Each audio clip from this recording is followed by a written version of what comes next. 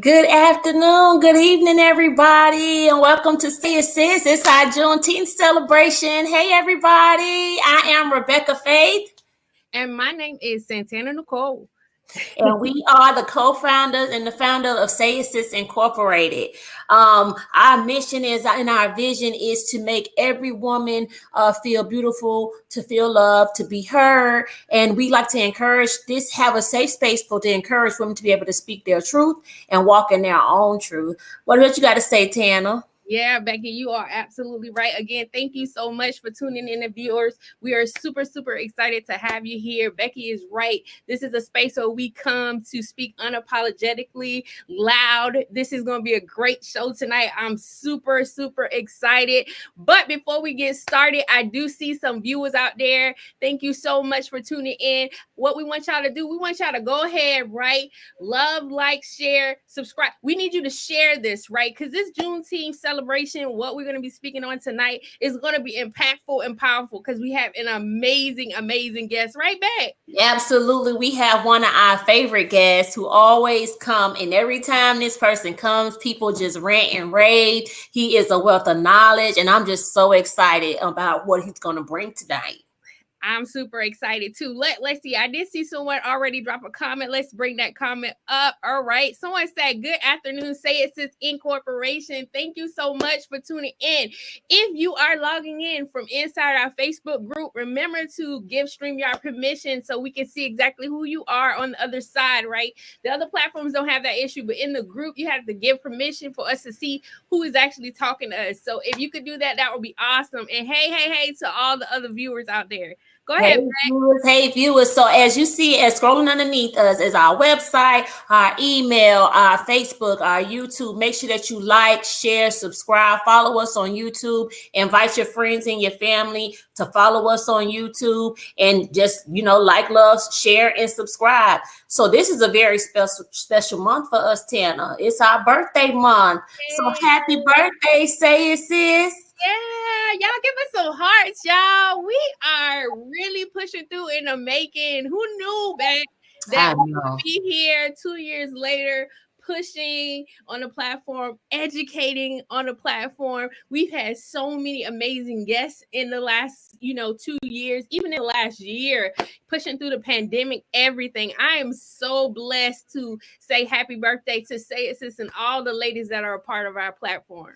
Yes, same here. So it is our birthday month. So we've been having a lot of different things coming on. One of our real special things that we did this month was we had some real special guests come on, and that was our fathers. So in light of Father's Day, we had the fathers join the chat, and they were not only hilarious, but a wealth of knowledge. They were super sweet, super down to talk about all the good things. We played some really good games. Daddy, did you know? And it was an awesome experience to have the men on the platform with their daughters. Absolutely, because guess what?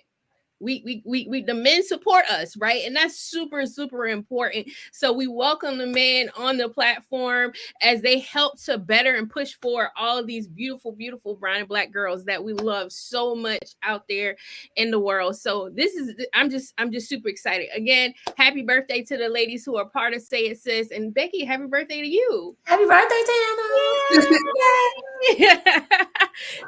Super excited. Yes, so I want to talk about tonight's show. So we have a very special guest that's going to join us, and we're going to be honoring the legacy of the grandmother of Juneteenth. Who is this, we might ask? Miss Opal Lee. And we're going to be talking about her contributions to Juneteenth and making Juneteenth a national holiday that's now recognized as we celebrate it today. Absolutely. She is incredibly dope. And in a few, we're actually going to play a video, right? It's not directed towards Opal Lee, but we did play it last year during our Black History Month. Just motivational to think about how rich and who Opal Lee is, and just inspiring young brown and black girls to be the best at what they can be and pushing forward. I'm excited to show that video here in a second. And we're going to do that. But what first? We got a trivia question, because every live, and especially about Juneteenth, we are going to have a trivia question. So everybody that's watching, we're going to tune right in now to the Juneteenth trivia. And the question is, get ready to type.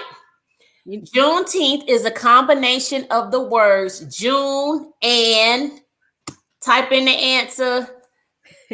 Type in the answer in the chat. Someone saying, thanks, Doc. Hey, Adam. Type in the answer into your chat wherever you tuning in from, whether it's the Facebook group, it's the Facebook page, or even the YouTube live. Wherever you type the answer in, whoever types the answers, we got a beautiful shirt that you can win. Yay. So go ahead and answer that trivia question. Do you got any comments coming in, Tana? Not yet. All right, you might need to throw the question back at them. Oh, okay. One more time. The Juneteenth is a combination of words June and I see somebody put answer in there. Yes, Miss Quandra Straychan, she got it right. Good. Yay. Thank you so much, girl. What we need you to do, right? If you're a part of the Say It Soups group or you're part of the Facebook page, go ahead and send us a DM, right, with your email information. From there, right, you see all of our stuff flashing at the bottom, or you can send us at sayitsiswithlove@gmail.com. You can send us your information there. That way we can go ahead and get that t-shirt out to you. You have won one of our Black and Brown collection shirts. Yes, that's the new birthday shirts. Those just came out. So you will be in the league with one of these shirts. They are beautiful. And we're gonna be definitely asking you about your personality so we can make sure that you get the right shirt. Absolutely, absolutely. Well, Beck, let's go ahead and play this inspirational video right before we jump into talking about bringing on our guests to speak about our Lady of the Hour. All right.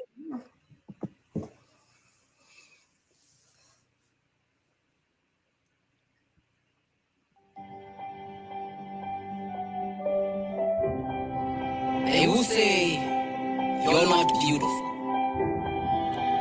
They will show you images of a light-skinned girl in a magazine shoot. They will call you unattractive. They will say you're aggressive. They will remark on your thick lips. They will make fun of your wide hips. They will call you names.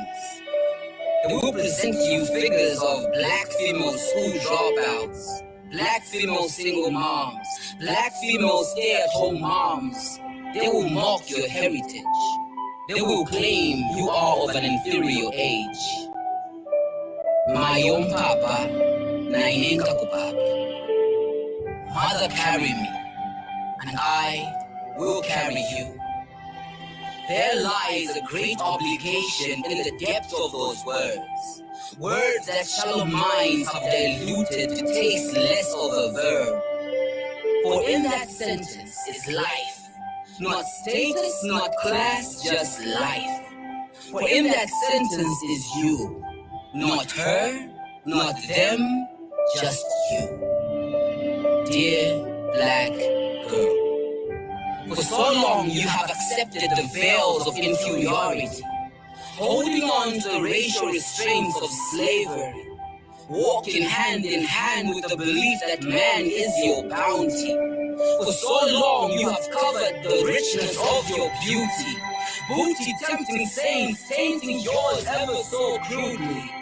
For so long you have traded your body for value so poorly. Dear black girl, you neither owe it to anyone nor have a point to prove. You do not need to fit in, for your beauty needs not to be approved by society's philosophies that falsely claim to improve you. But in God's eyes, your beauty was made complete and good. Dear black girl, feel the contractions of your lips, even as you labor with your mind, body, and soul. Do not be afraid to push the limits of your thoughts. Give birth to each and every word that you spoke. Let your lips speak a mind rich in thoughts and expression. Let not their thickness hold back the kiss of your elevation. Let your lips stick to the color of your skin, blending into the natural shade of your melanin. Dear black girl, you are worth the wait. No man or woman should place a price on your weight, nor should you cheapen it to a figure of eight. Figures accounting for the state of your curves. Figures becoming bait to a man you do not deserve. Learn to hate. Figures unearned by your hard work. Go figure how to configure your own worth. Wemwana kashiwa fika. Fungulu kamusuma wankanda yobe. Wasiefyo waba wisamusha muchimba shana chamu nove. Uilalo kwa lomwela panto wakebe pamoyo hama kumbinga chembe. Akana kangwena kakulila kuitete. Ikatila kuntambisho afyashi woiwa kufundile. Wile kwa muntu akwika ile pansansa shobe. Lesa ai tugumbile wino mchata chakwe. Elota palitetu shite maka yako. Dear black girl, there is none like you. Rise above the limits, stronger than before. Believe in yourself, persevere and pursue your goals. Dear black girl, you are smart. Dear black girl, you are incredible. Dear black girl, you are irreplaceable. Dear black girl, you are beautiful.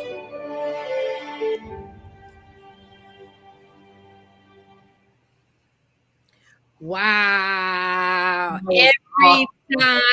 Every time I watch that, it just makes me, y'all have to put some comments in there. That's powerful as we talk talk about the lady of our Opal Lee, just thinking how she has paved the way and pioneered. If that wasn't motivation back, I don't know what was. What do you That think? is something that my daughter need to listen to. That's one of those daily affirmations that you could just play and listen to over and over again, because it was just so heartwarming, so Yeah. touching, and it's just inspiring. Right, absolutely inspiring. It just is uplifting to all women, especially Black women, to say that you can pioneer through so much. I see we have a comment. Y'all tell us how, and those viewers out there, tell us how what y'all thought about the video. I just thought it was so dope. Oh, Miss Quandra said absolutely, thank you, absolutely. Make sure you send us your information, but y'all put your comments in to let us know what y'all thought about that video, because it was definitely dope. Absolutely, absolutely. As the hearts keep the comments coming, keep those hearts coming, and then right after this next commercial break, we're going to be introducing us our special speaker. Yeah, right after this break. All righty.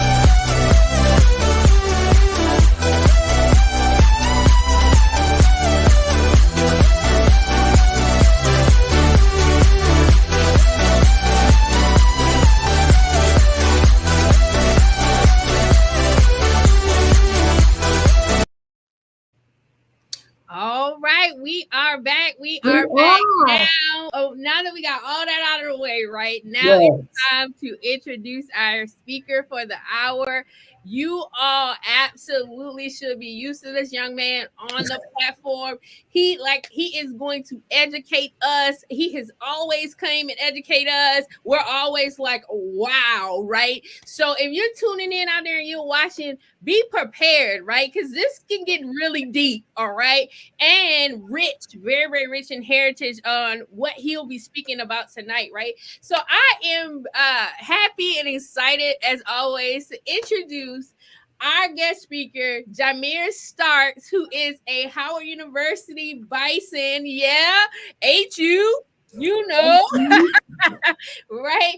He's an Africana Studies student. He's a Clever Communities alumni. He's a part of the Thurgood Marshall Center. I mean, this young scholar has done so very much. Becky, let's go ahead and just welcome Jameer. Come on, Jameer. Welcome, welcome, welcome. Thank you. How you doing, man? I'm great. I'm always happy to be back with Say It Sis and just chat and fellowship with everyone. So, but I'm doing great. Like just spending time with family and really enjoying everyone and spending time with more family right now. Awesome. Well, we always love to have you on the platform. Everybody always is so excited, like, oh, Jameer coming. So we know that you're getting ready to inform us and educate us to the next level. Okay. Yeah. Excited to hear about the life and legacy of Miss Opal Lee. So again, viewers, please give him some hearts. Please drop some comments in the comment box and keep him motivated through his. I'm trying to tell you, you are about to be educated. Jameer, we're not going to stay up here. We're going to let you go ahead and jump and do your thing. Do you need anything from us? No, thank you guys. Like, I just really appreciate the opportunity. So like, I'm just happy. All right. So we're going to let you get to it. Okay, cool. Right. Bye.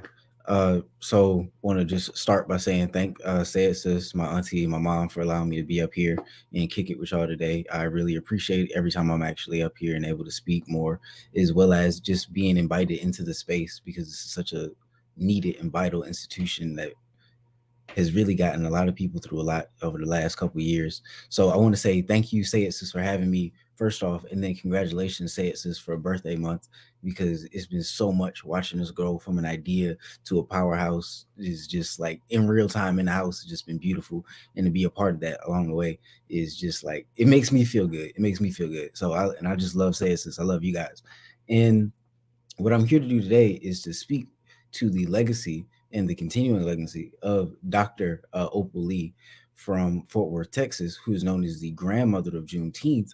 But before we get into that, we just have to understand that like none of these things happen in a vacuum, and they're all interconnected.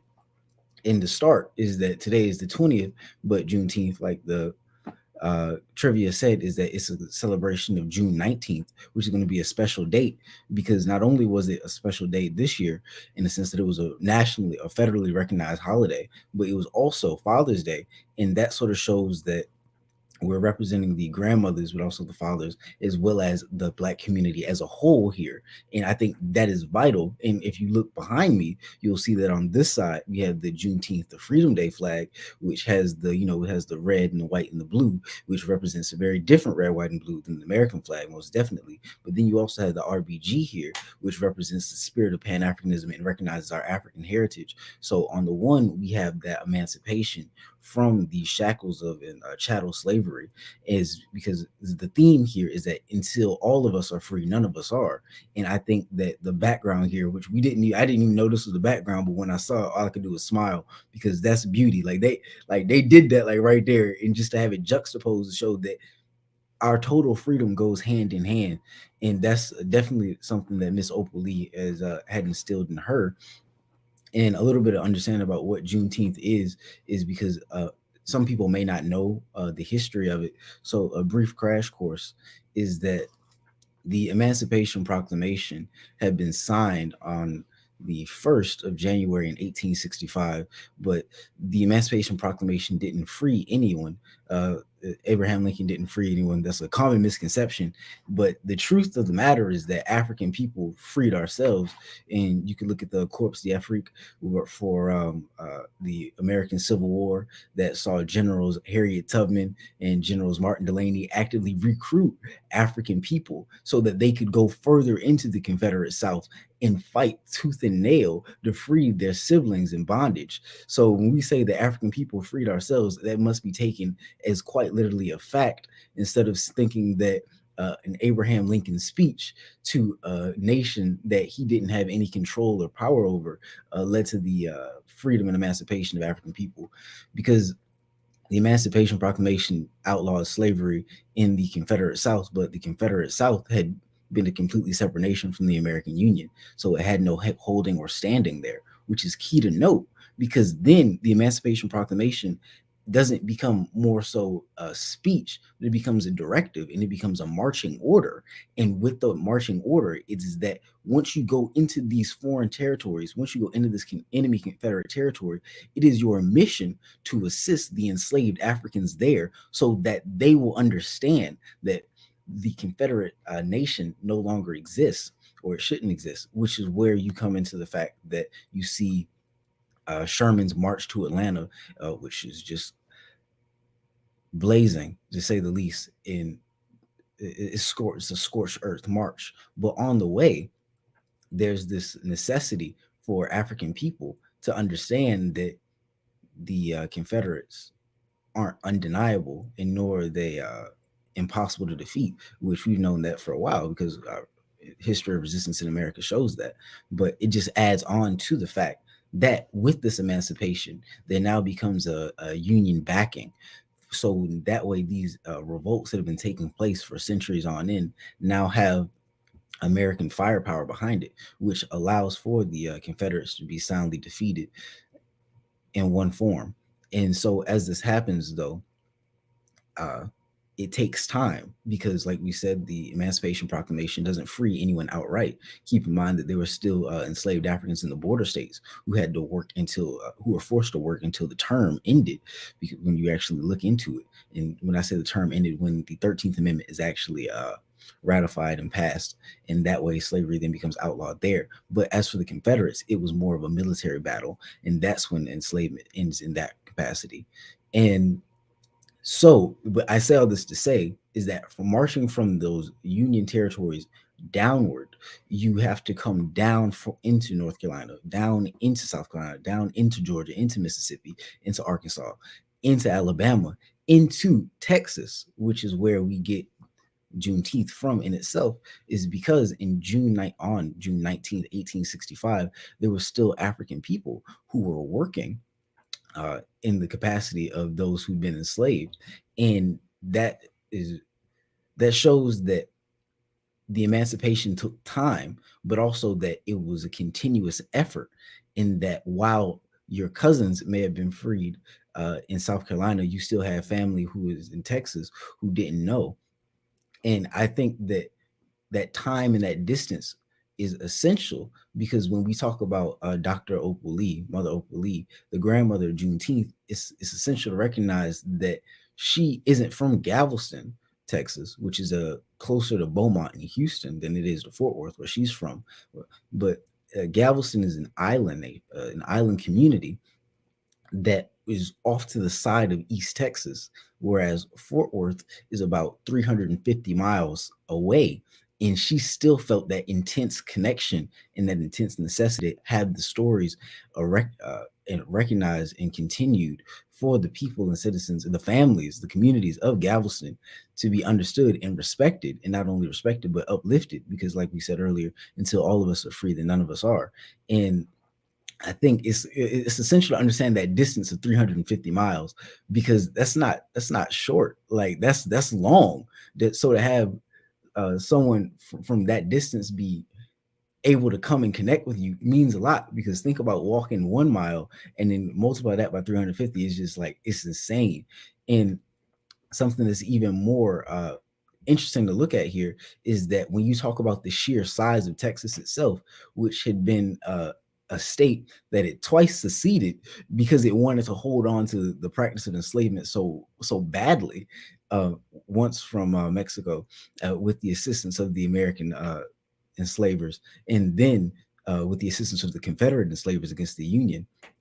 But we see that from West Texas to East Texas, so let's say from the border of the New Mexico and Nevada to the border of that Louisiana border, it's about 800 miles.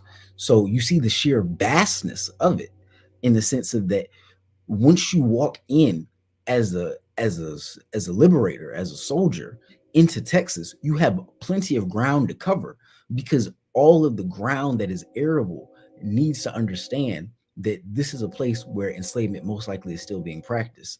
And furthermore, even the grounds that aren't arable are still more than likely, if not definitely, under the regimes of that colonial gentry, of that ruling class of enslavers, who then still practice the tendencies of that Cavalier era, which then leads into Jim Crow after Reconstruction. But with that understanding, we see that Dr. Opal Lee comes in a place where it's necessary to recognize her, in the sense of that she's a part of that community, because to be over 300 miles away from a place shows that there is a distance. So there has to be something that connects. There has to be those linkages, those bonds. And that's what Juneteenth really is about here, is that if you point to where your hometown is on a map and then draw 350 miles a radius around that, you really have to think that like this right here is your community, because that's what Dr. Opal Lee made. So if you think about that, because Texas is huge, so don't get it confused in the sense of like, oh, like, no, 350 miles is probably all over into a different state, if not 2, maybe 3, depending on where you're positioned at. So to think like those are the people in your immediate community, and she made this a regional, not a state, but a regional endeavor here, in a sense of like, this right here is what we need to do when it comes to recognizing and understanding that the stories of the people of Galveston, Texas need to not only be uplifted, but preserved, not for the sake of the American project, because it was federally recognized doesn't mean that it was for the sake of America, but it was for the sake of people of African descent. And the irony that comes with the recognition of Juneteenth as a federal holiday is that while many people have that day off, there are still those who still have to go into schools and work, who still have to go into say establishments and work. and they tend to be those of us of African descent. So whereas on this Juneteenth, this passing Juneteenth, there might be a slew of non-black people who get the day off and they get to sit back and relax. But keep in mind, this is we're currently heading towards a depression. We're in the midst of a 2-year recession. Is that there's still people of African descent who are still hustling and working, and that message, that crux of until all of us are free, none of us are. And then when we take into account that you need that 300-mile radius, that 400-mile radius, we have to make sure that those of us on a regional level are taken care of, and make sure that those of us on a regional level are insured, and those of us on a regional level are insured in that freedom. And that comes back to what's behind me now, is that that Pan-Africanism and that freedom, that freedomness. So that right there is just like a real quick like run over and slightly bit of a ramble. But now we want to recognize Dr. Lee in her life's work here. And she was actually born in Marshall, Texas. And this is going to be a very Texas heavy episode. So shout out my people in East Texas, and East Texas and West Louisiana like this anyway. So shout out people in Louisiana as well. But she was born in Marshall, Texas on October 7th, 1926, which is about 7 years after Red Summer of the 1919, which was the deadliest summer, or one of the deadliest summers when it came to massive white resistance to people of African descent in any capacity, whether that be in the Jim Crow South or whether that be within the segregated cities or the newly emerging segregated cities. And you see that take place in Chicago, Wilmington, New York, all the way down to several different places. But we say this to set the we say this to put this 7 years after Red Summer, to understand that she was born in an era, right, that even after emancipation, even after Juneteenth, there was still that excessive American apartheid, that American Jim Crow. But she was the oldest of 3 children of Maddie and Otis Flake. And this right here is where we want to take a stop, because when you recognize someone, you have to recognize their lineage and understand that like no one is born a person, because a person is a person because of people, in the sense of like who your parents are, who your siblings are, who your children are.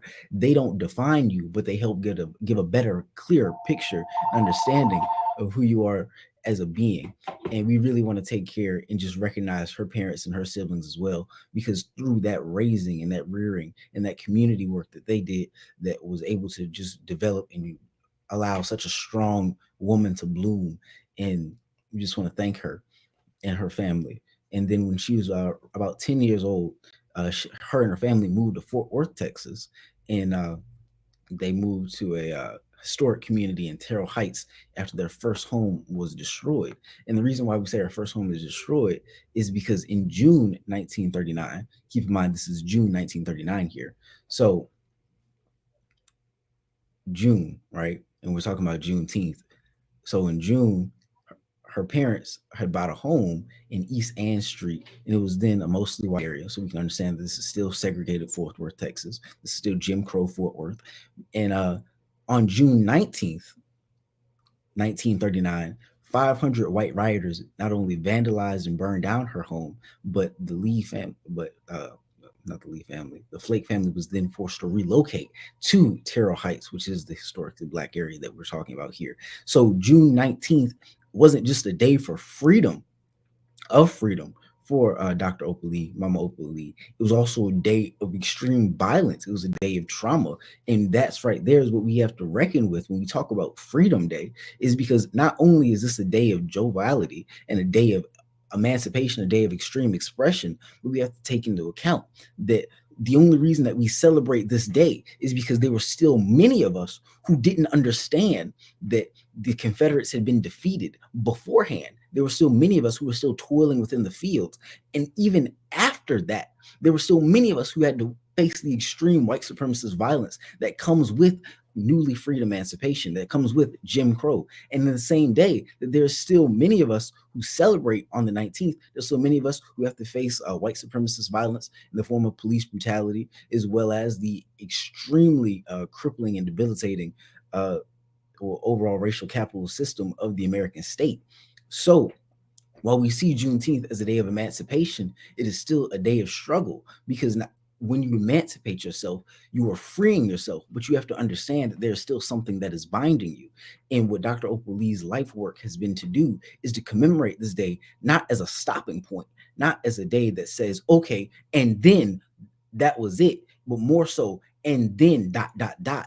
And right now, we're in the presence, we're in the midst of those ellipses of that continuing work. So when I started and I said, okay, we're going to recognize Dr. Opal Lee and her continuing work in the spirit of Juneteenth, it's not to say that all the work that she done up to this point is going to be set to the side and studied vigorously, but more so it's a living work, and that nothing is going to be set aside, but we're going to take the work and put it down in the seats with us, and we're going to sit around it, and as a community we're going to engage it and understand that the work doesn't stop just because the Biden says that this is a day of rest, because many of us are not rested. Many of us don't even know that this is a day that we can celebrate. Why? Because bills are due. Why? Because gas is high. Why? Because food needs to be on the table. So when we say that this is Juneteenth and Emancipation Day, we still have to work to that full and total emancipation, because Americans still had persecuted and prosecuted Africans in Texas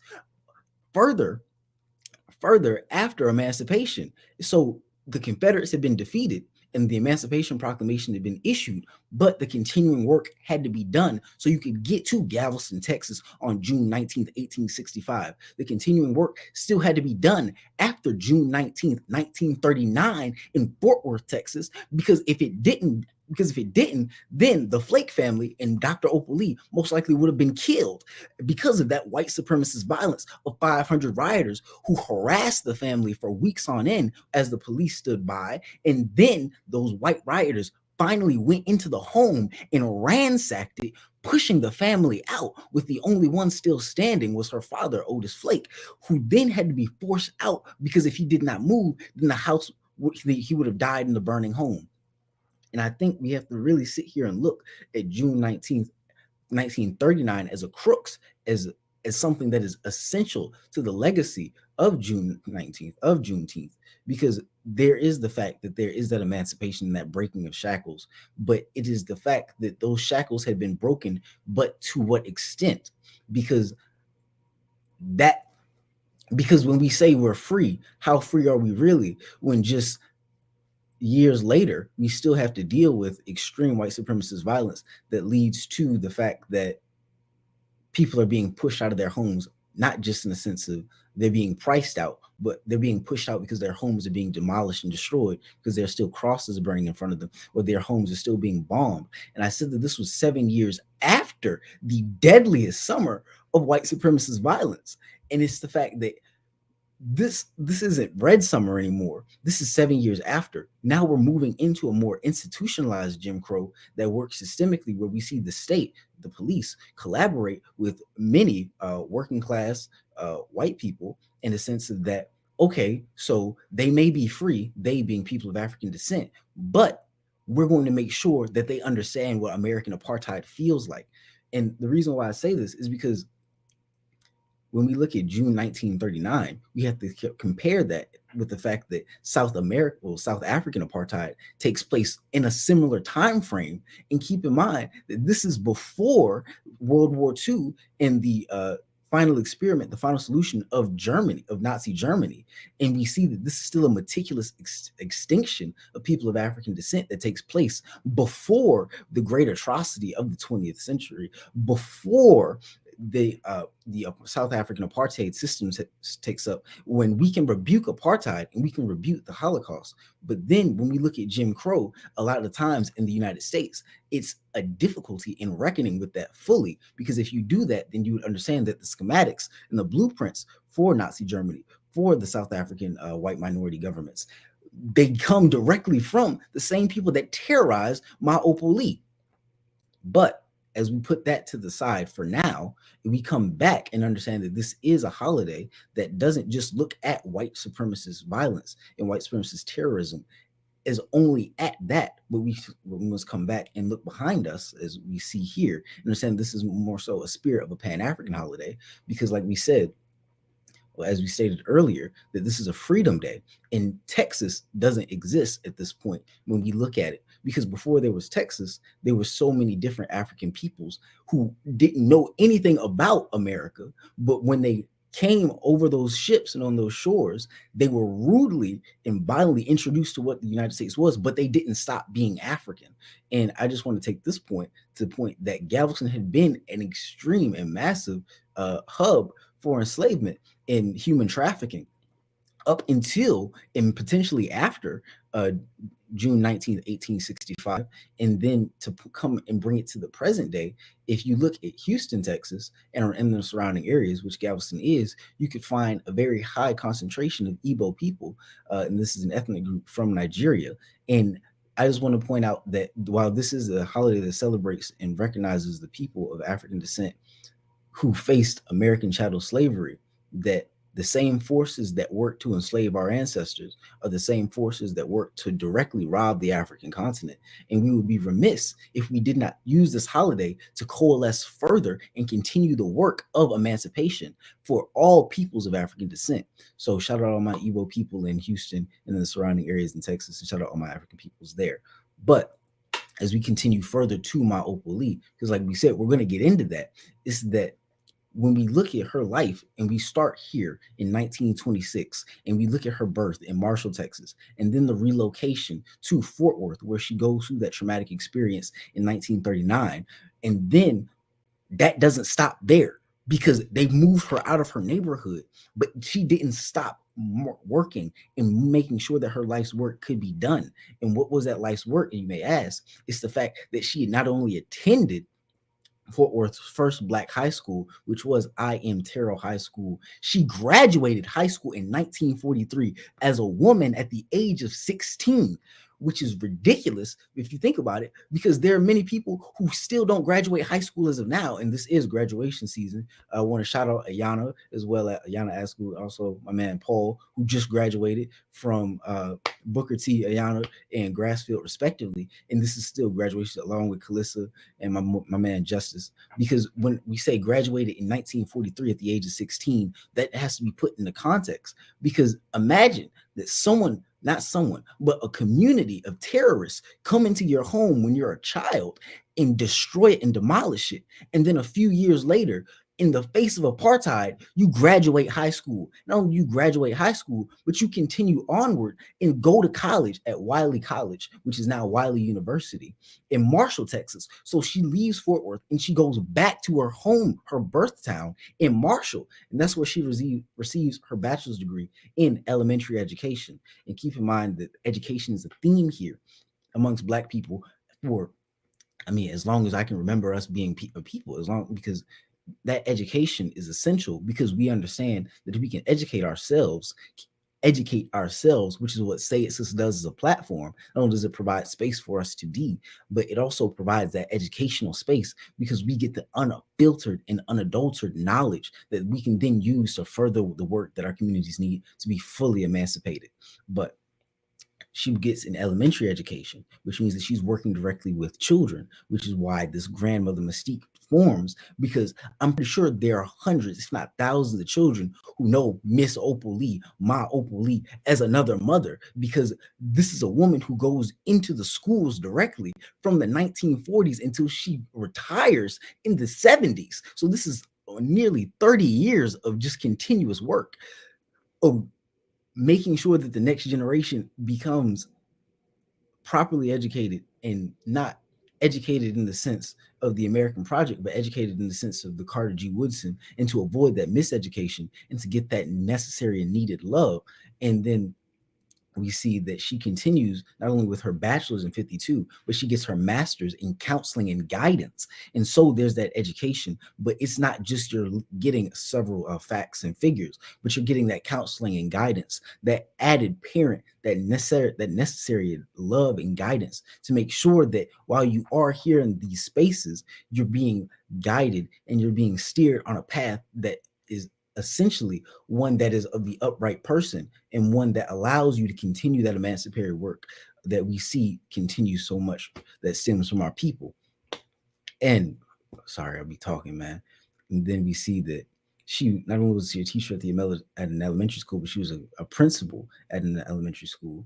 And here's the thing about Miss Opal Lee, is that she doesn't really stop. So there aren't really like milestones that you can say, okay, she did this and that, because all this sort of happens concurrently, in the sense that not only was she a principal, but she was also a member of the Fort Worth Tarrant County Community Action Agency board, the Evans Avenue Business Association board, the Tarrant County Habitat for Humanity board, and Citizens Concerned with Human Dignity. And she also currently serves on the Unity Unlimited Incorporated board. So when we say that all these things, and these are all different organizations, but these are organizations that aren't just fluff and filler, because this is a woman who goes to several different states. She goes to the Carolinas, she goes to Georgia, she goes to DC, she goes from Fort Worth to Galveston, and she marches for the sole purpose of getting Juneteenth recognized on a federal level. So this isn't like she's going on and being on all these boards and doing nothing, but she's working to the point and that she wants there to be genuine change in her communities. So, and that's not just seen on a base level, but we have to look at the fact that Unity Unlimited Incorporated, they come and they have roughly 13 acres, and they use that land for the sole purpose of developing the community in a sense of sustenance, in a sense of gardening. And it's been going on for 2 years, and they've had 2 successful harvests, and they will continue to have more. And this is where we need to stop here, because Unity Unlimited has roughly 13 acres that they use to feed their communities for the purpose of sustenance. And we look here, and then we look back at June 19th, 1865. What was the purpose of tilling the land before that? Was for the sustenance and the enrichment and the greed of the planted class of people, of those white supremacists in Galveston, Texas. And we see that what Unity Unlimited and what my Opal Lee has been doing is that while Juneteenth has been recognized on a symbolic and a spiritual level, there's also the community work that comes with it. There's a reason that you're on your city's, your county's business board, is because you understand that economically, Black people still, people of African descent, still need that added development, still need to make sure that the businesses we support are not only supporting us at a personal product level, in the sense of that we're getting a good product here, or I like this because it tastes good, but also that it develops the community in the sense that all the money, all the economic resources that are around the community stay in the community. And that's what that comes from. And you don't sit there and say the Habitat for Humanity board and don't look at the fact that, okay, she's on this board, but also that housing is also being established for people in the community. So we have food, housing, and economics from one woman over the span of decades that she's been working. And this is coming from someone who as a child had to sit there and watch as her home, her first home, be burned down by white supremacist terrorists. Think about that. Food, economics, and housing. Those are essential to any community, and this is what she's been doing. So when we say, okay, Dr. Opal Lee, the grandmother of Juneteenth, it's not that she was petitioning presidents, plural, to get Juneteenth recognized as a federal holiday, but also she was doing the work in her community to make sure that not only was it a federally recognized holiday, but the fact that the community was able to enjoy the day off with good food. Think about that. Enjoy the day off with good food. She has her own garden. She has a community garden. She's working to getting housing correct. And enjoying the day off is just the fact that there needs to be an economic plan for people of African descent to have a sustainable day. Because what is a federal holiday if you have to work? Point in case. So we see that, but also it's not the fact that she's doing all that, but she's also helped found and establish the Tarrant County Black Historical and Genealogical Society. And I think that right there is seminal in itself, is because when we talk about a genealogical and historical society, first we have to talk about genealogy and history, and I'll keep it short. But history is just what is recorded. And the thing about recordings is that African people tend to have a strong oral tradition. So we may not have anything that's written, but we all have that one person in the family who knows everything about everybody. And then it's like, okay, so you know everything that took place 4 generations ago, but also you know everything that's going on now. And you might be like, that auntie nosy, but also that auntie know everything. You should probably get with her because she know your family genealogy, and she got some pictures in a big binder of pictures that go back at least 150, if not more years. And these are, we talking about not things on the iPhone, but back when people had to get dressed for photos, Or back when people didn't have the money to get a photo, but they had someone just paint them real quick and then put that, and that's their family portrait, that's their photo. And we just have to remember that is that this isn't just a single endeavor, it's a recovery endeavor. So this is an endeavor of working towards the future, talking about the food that's needed, the housing that's needed, the economic planning that's necessary. But also we need to recover that, because when we say, okay, we're remembering the people from 1865 and before that, and all the people who were still toiling in the fields on June 19th, 1865. Who were they? Crucial. That's crucial information, because not only are we remembering the people in 1865 and 1860 and 1870 in the 1700s, but we have to remember that these are us. These are our fathers and mothers. These are our parents. These are our uncles, and these are our aunts. These are our siblings. So this is our community that we're looking towards and trying to discover. And that's what the necessity of the Black Historical and Genealogical Society does, is that it's not just the fact that it's a symbolic remembering, but it's a recovery of our family history. And I think we should take a time here and just sit and understand that while our elders are with us, we have to recognize them, but not forget that we cannot allow any of our elders to be forgotten. And that's why it's essential, to the point that when we say, okay, it's essential that when we look at June 19th as a federal holiday now, the meaning of that liberatory struggle that continues doesn't get lost in the fact that, okay, I don't want anyone to sit here and be like, okay, Juneteenth is when the last slaves in Texas was freed. Because first off, why are we calling these people slaves if they're supposed to be free? And anything, why are we calling people slaves?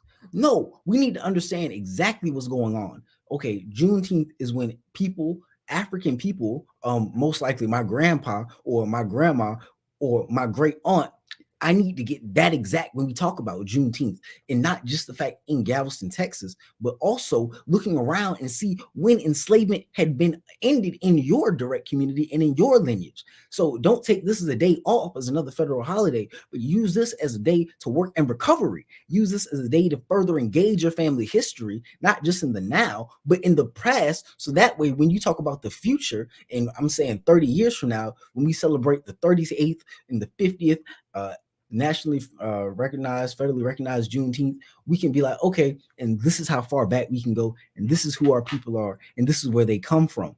And what that sounds like is a lot of work in delving into the census, but really it's just talking with the oldest living family member that you know, or the oldest living member in your community, and then being like, what's your earliest memory? Or what's your favorite color? Okay, why's your favorite color? When you recognize that? Oh, what's your favorite food? Oh, okay, banana pudding. Why? Oh, because your grandma used to make that. Oh, okay. What's your favorite drink? Cactus wine. Who used to make cactus wine? I didn't know they had cactus wine. Oh, and what was that lady name? And she lived where? Oh, okay. What was the last name? Oh, okay. Well, that's cool. Oh, that's our fifth cousin? I didn't even know we had cousins like that. And to see that everyone in your direct community is probably related to you in some way, shape, or form that transcends the bonds of enslavement. So you could be like, oh, we got the last name, so that means the last name of slavery. So that means that essentially, we're all related like that. Like, nah, man, a community develops as it does. And as a community develops, family becomes enriched. In the same way that as Black people, you can know somebody for more than maybe 4 months, and then y'all can know each other so well that next thing you know, you just being like, yeah, man, that's your cousin right there, that's your auntie, that's your brother, this right here is basically my brother, this right here basically my sister. You know what I'm saying? That's how family works amongst us. So when we look at Emancipation Day, Freedom Day, we have to see that this is a freedom that needs to extend throughout time and transcend it, so that way we can fully get those reparations, buzzword, I know, fully get those reparations that are necessary, because there's a struggle that goes forward and there's a struggle that extends backwards, and all of that work takes place in the here and now.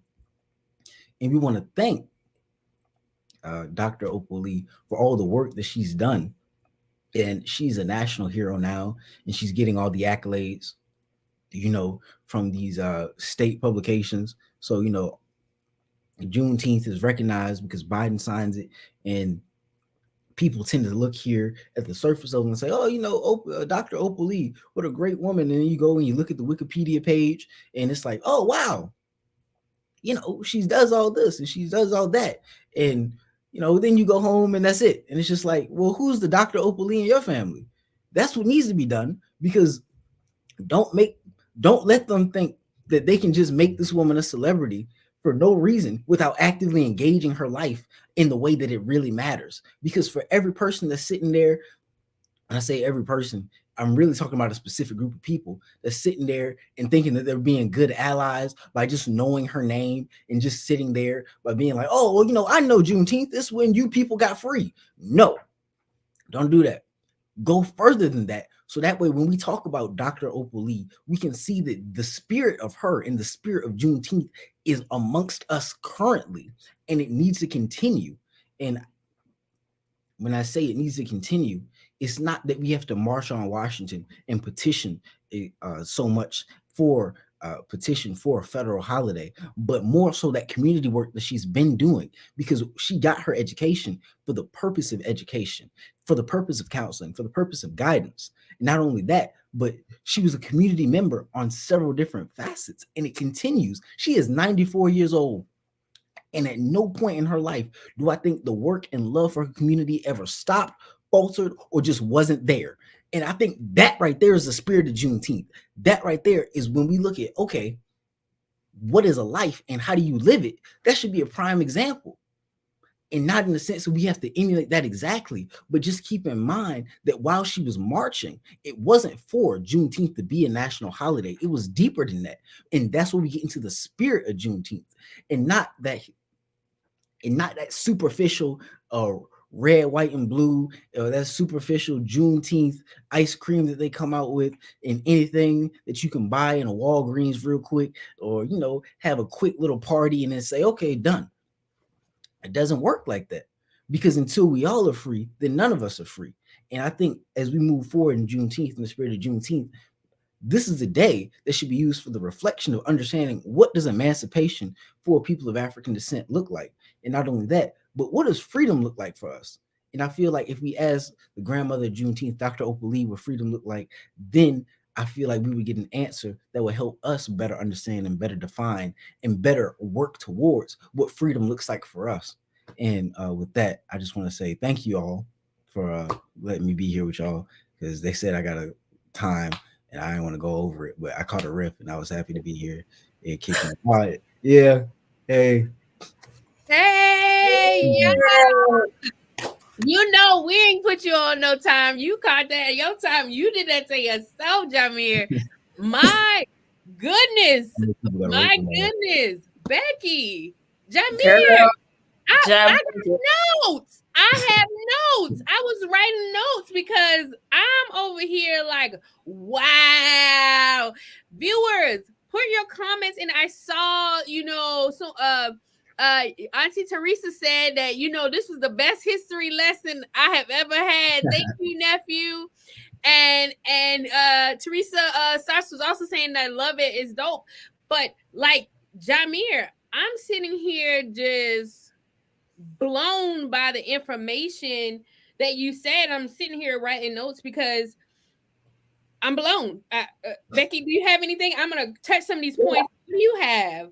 No, I first off, like always, you come and you give us all the information from the beginning to the end. And one of the things that you said that really resonated with me was that us as a people, we have to keep the spirit of Juneteenth, because it is very easy to get distracted by buying some Juneteenth t-shirts and buying the little cheap Juneteenth ice cream and having the watermelon and the barbecue and all of that. And that's what the system does, right? It kind of melts down and waters down all of the things that make this day so important. And so to encourage everybody to, on this day, don't just stay home, don't just have a barbecue, but really go back and understand what freedom means and try to figure out how you can invoke freedom within your own communities and your own, throughout your own family is super important. And I think that just making that point was super dope. And then, as always, you were awesome.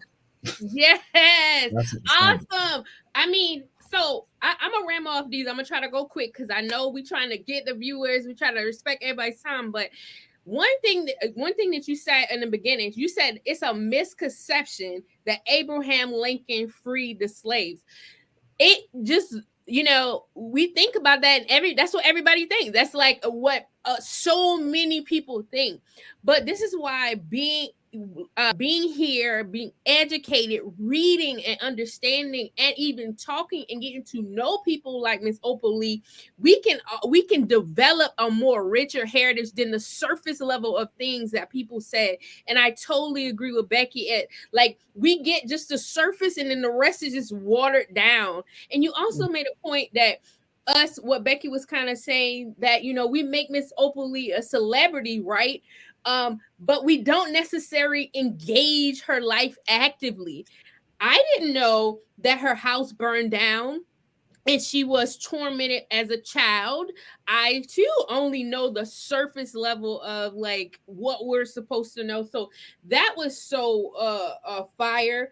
I did write down some words, Jamir. If you could explain to the audience your thought process and definition. You use the word Pan-Africanism a couple times. What does that mean?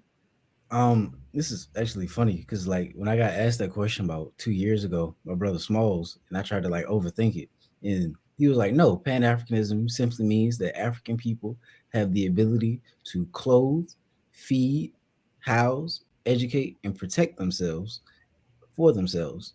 And I think that while short, really gets to some gist of it, and but that's what Pan Africanism means to me. But there's the further articulated understanding of Garveyism and people of African descent at a global level, unifying uh, for the sole purpose of not only combating white supremacist racism and hegemony and power, but doing that so we can have our own things and our own items in our own buildings and institutions so that we don't have to worry about anything. And I think Pan Africanism would be better helped by an understanding of it is African people developing our communities to the point not only do we so that we don't live in fear and that we can dream more freely and peacefully.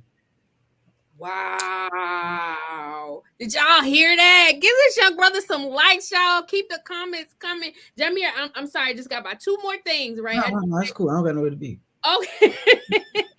Okay. You also, thank you so much. That definition was powerful to think of, African people being independent in that way in its entirety. So that's pretty dope. You also use the term American apartheid. You use that a couple times. What does that mean? Um, American apartheid is sort of synonymous with Jim Crow because a lot of times when people say apartheid and they'll understand that okay, South Africa was bad and apartheid was bad and Nelson Mandela was good, and that the small white minority that had persecuted and prosecuted uh, the indigenous African people there was bad and apartheid was very bad. And then it's like, but then when you say Jim Crow, it sort of gets pushed and relegated to, oh, okay, that just means that you can't have this swimming pool or you just had to go to a different water fountain. And it's like, nah. When you say American apartheid and Jim Crow, it sort of makes it more damning in the sense of like, no, it wasn't water fountains and swimming pools, but and it wasn't just telling people to go to the back of the bus. It was okay. Me and my friends are bored, so we're gonna go burn down your entire neighborhood. And not only that, but we're also going to go and lynch your godfather. Not only that, but we're going to make sure that you aren't born in a place that is suitable for human beings. So you're going to be born in a manger, not in the sense of Christ, but in the sense of you're going to be born in a barn. And that's where you're going to grow up at. You're not going to have a birth certificate. Why? Because you don't have the access to any medical institution. That's why. And American apartheid goes even further because it states that not only do you not have access to anything that the modern America does, but further, you're not even going to be so far removed from direct enslavement, and your people are going to be sharecroppers. So as far as you know, you don't leave the 5 mile radius of this plantation for the X amount of times that you for the X amount of years that you have life. So Wow. American apartheid is definitely one of the most dangerous systems that has ever graced the earth, and it's a direct continuation of chattel slavery. So that's what And I think that that term American apartheid is it's removing the sugarcoat of Jim Crow, because Jim Crow just seemed like, oh, it was just like this person and they came out with this little thing, and so people were segregated, but it's calling a spade a spade. Most definitely. Yes. Oh wow, that's just deep. I mean, viewers, please put in the comments, what do you all think? If you have any questions for Jamir, please drop them while we have them for a few more minutes. If you have any questions, Jamir, I was bringing up some of the comments that were on the screen. Your grandmother said, thank you, you're so insightful. There was a Facebook user, I'm assuming that's inside the group, that's saying this seems to be very informative. They're going to have to run the show back, right? So this is just very, very educational on so many levels that you're teaching us tonight. So I really, really appreciate you. Just another thing that you said too, where you recognize and you did some shout outs too. One of the ones that really stood out to me is that you shout out to the Igbo people, if I say that right, Igbo people. Like, who knew, right, that Galveston was one of the prime areas for hubs for slavery, the slave ports, and human trafficking, and to have the Igbo people so strong. And it's crazy because I remember a couple years back, a group of Africans saying that, hey, I need to, not knowing their background or their descent, because sometimes, again, we're not focused on those things, to know that they were basically saying they were rooted in Texas. And I'm curious to why I didn't continue to, or maybe even ask the question. I might have been meeting some of the direct Igbo descendants. So I thought that was dope. And then lastly, before I kick it back to Becky, before I trivia question, that I'll let you guys know, I just think she's so dope too, with all that adversity, to graduate at 16 years old. 16. And this just goes back to my heart and my drive, right? Through when I think of myself and I looked at the Dear Black Girl video that we showed earlier in the show, it just gives me more drive to don't stop, don't give up. And I know sometimes as Black brown women, we tend to like push forward, and like we get tired of hearing that you got to be strong, you got to be doing this, you got to be doing that. But at the same time, how could you not, when it's built in your being and your ancestry? I just think that was just super, super dope. Jamir, thank you so much. No, I loved it. Go ahead, Beck. Oh, yes. I just kind of wanted to touch up on what you just said about the life of Dr. Opal and how her constant activism, her constant ingrained with the community. And then one thing that kind of stood out to me, like kind of what you said, with being a Black woman, a Black and brown woman, a lot of times, it's heavy to wear the burden of life, culture, and everything else. But her story is one of inspiration to see, instead of getting stuck in your trauma, you can take your traumatic experience and turn it into a triumph. And that's exactly what she did. Being a child, seeing your house burn down, having to move around, your family getting killed, and just taking all of the things that were meant to break her spiritually and emotionally. She took all of those things and took it, and it lit a fire under her to never give up, to keep going. They bring back those things to the community. And so that is inspiring as a woman, that to know that even though it might bend you, but it won't break you. And so that's just encouraging for us to just keep going and keep moving. So thank you so much, Jamil. Every time you come, it's just an honor to always have you on the platform. We just love you so much. I love you guys too. So listen, yeah, absolutely. We love you so much. We got a question. What are some great books to read for Black history, Jamir? Off the top, okay, you set me up because that's a lot. But Black Movements in America by Cedric Robinson. Then there's Dr. Gerald Horne. And he has like, just all you gotta do is just type in Dr. Gerald, Gerald Horne, Horne, and he has about 20 or 30 books that he writes, and like all of them are directly related in some way to people of African descent. And like his latest one that's coming out, if it's not already out, it talks about Texas. And like he had a 3 hour talk with Dr. Carr today, and that's what I listened in before I help prepare. But in that sort of talks about in depth the relations of Juneteenth to the overall African struggle in the Americas, but also with the European colonial projects. And then there's the counter revolution of 1836 that he does, and the dawn of settler colonialism, and the apocalypse of settler colonialism. And so when we look at all these things, and that's just from Gerald Horne, like he's got several of them. But then we say for Black history, there's the destruction of Black civilization by Chancellor Williams, Dr. Chancellor Williams. And then there's How Europe Underdeveloped Africa, which is a seminal text for a lot of people. And that's by Walter Rodney. And oh man, I was gonna say Robinson again, but then there's like W.E.B. Du Bois, and there's Black Reconstruction, but also there's a Dark Water, and I mean you could read anything of Du Bois really, his books, his articles. He was even a poet a little bit too. And then when we talk about books, they're the fiction books, and you can look for James Baldwin or Octavia Butler, Gwendolyn Brooks and her poetry, Zora Neale Hurston, Maya Angelou. So when you look for like a text related to Black history, you can really can't go wrong because there's so much of it, and how we record history is so diverse and varied that anything that you pick up would not only be enlightening, but it would lead you directly to somewhere else. And I think that's how you get the ball rolling.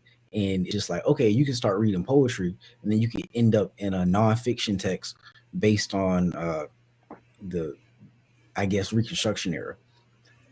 So it really could be anything, but I could like give you more. So what we'll do, Jameer, what we'll do is have you create a list of books, and we'll go ahead and post them on the website. Okay. And that I'm on the website and also on the platform, so people can see and get the list. I can tell, and I know for a fact, because I'm real close to you. Everybody knows, right? That you read this young scholar reads daily. When I tell you he researches, you know how they say, Beck, you research other things just to make sure what you're going through, you're saying is right. Like he is a person that is really rooted in our heritage and what that looks like. Let me throw a couple more comments up. We got Quandra saying exactly 100, right?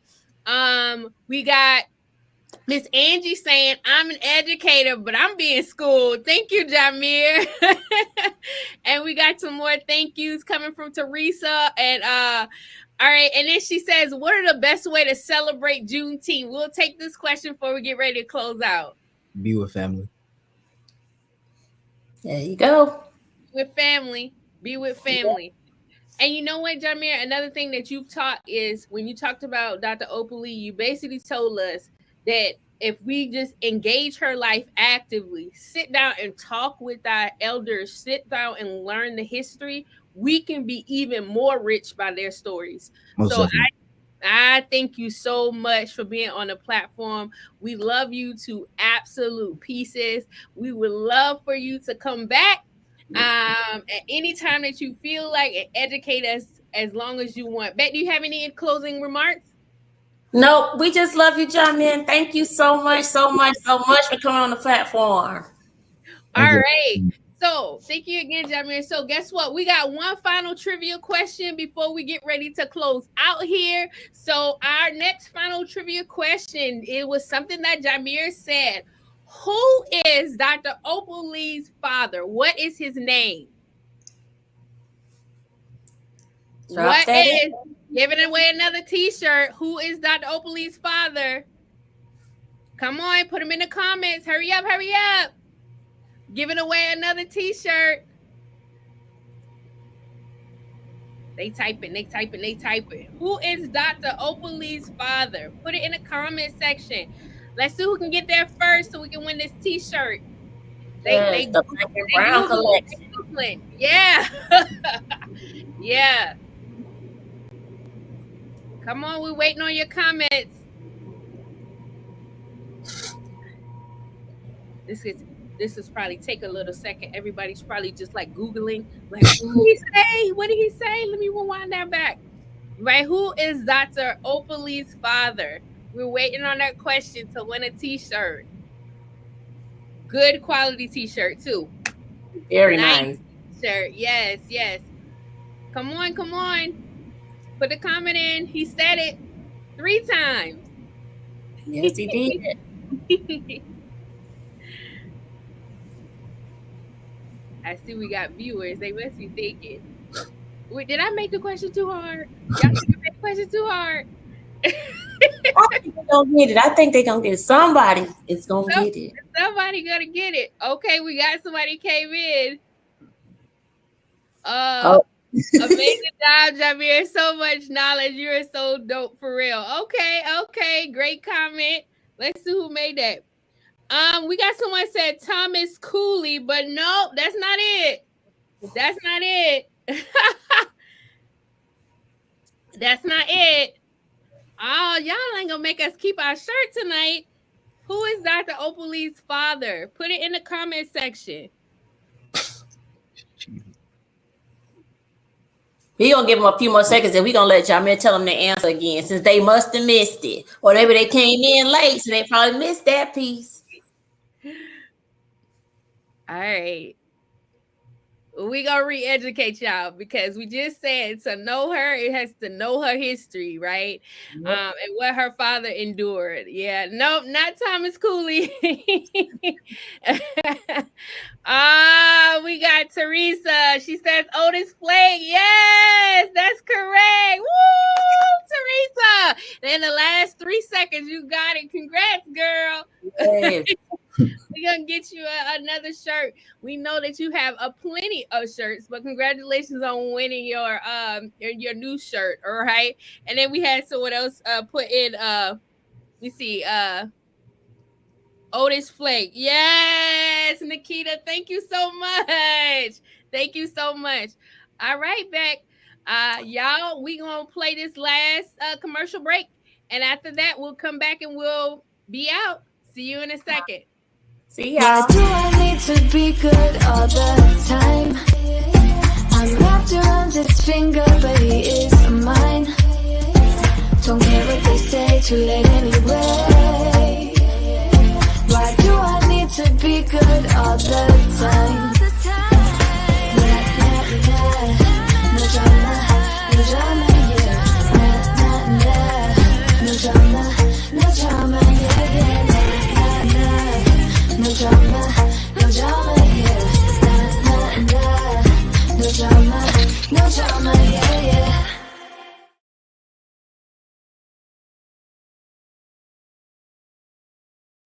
All right, viewers, if you enjoyed tonight's show, be a sweetheart for us. Share, love, like, and go to Say It Sis platforms and subscribe, right? All of our information is at the bottom of the screen. So make sure you support your girls. We are in our 2nd birthday year. We are excited. We are getting bigger and we are growing. And I'm just happy to be here. And what better way to share this with my best friend, my sister, my love, Becky.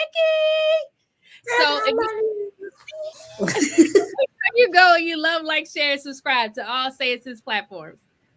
Yes, ladies, love, like, share, subscribe. There was so much information given in this live from Jameer. We just love him. He's always a blessing the platform with knowledge. So make sure that you share this YouTube video with your friends. Take this for all our educators. Take this information into the schools. Make sure that we get all of this information now so that next year, as we go into Juneteenth, we can take some of these things and we can work and be in the community, be of the community, and live the life that Dr. Opal Lee has lived and do the same thing that she's done to make our communities better. So we just thank you so much for joining us. And like we do every time, before we end a chat, a discussion, a live, we tell each other 3 things. You ready, Tana? I sure am. All righty. Be beautiful, be loved, and be heard. Say it, sis. Have a beautiful night, y'all.